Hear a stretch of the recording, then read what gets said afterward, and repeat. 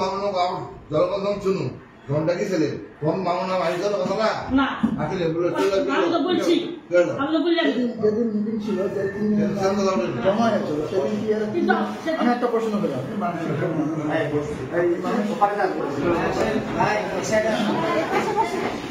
প্রশ্ন হলো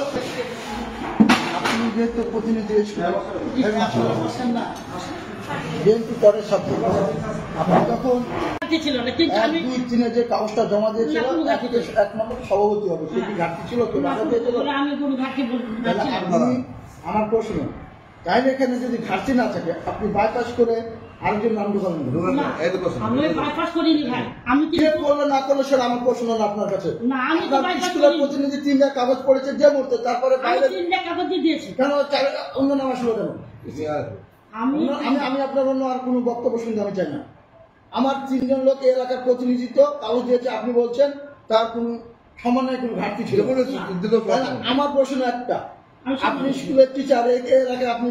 প্রতিষ্ঠান চালান এই এলাকায় আপনার দায়িত্ব এলাকার গণ্যমাধ্যম নিয়ে আপনাকে স্কুল চালাতে হবে এলাকার ছাত্র আছে যারা ছাত্রছাত্রী আছে অভিভাবক আছে তাদেরকে স্কুলে আমরা বাইরের লোক যতই বিএনপি করি বাইরে থেকে যা আমার বাপ আমার ভাইকে আমি ধরতে পারবো না কারণ এইখানে আপনাকে বসবাস করতে হবে আপনি 3 জন হওয়ার পর 4 জনের জন্য আপনাকে লিস্ট দিল আপনি এখানকার গণমাধ্যমকে জানালেন না কেন আমি জানিয়েছি ভাই আমি জানিয়েছি আপনার কথা আমার এখানে ওয়ার্ড সভাপতি আছে সেক্রেটারি আছে তারপরে এত চাচা আছে আমার মুখী ছিল 3-4 জন দিয়ে বসে যখন এসে কাগজ আমি একদম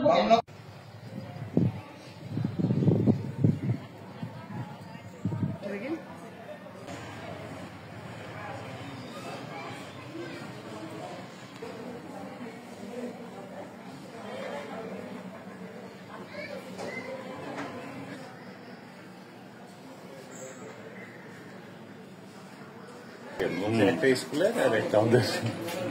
একটা স্কুলে একটা আমাদের এরকম বাইরে একটু জিবি বলেছি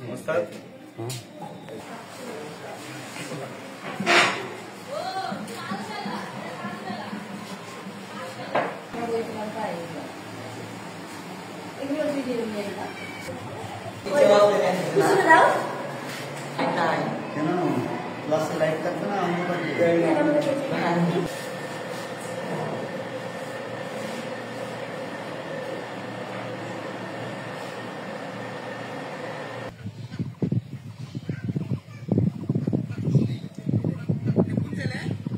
প্রায় 30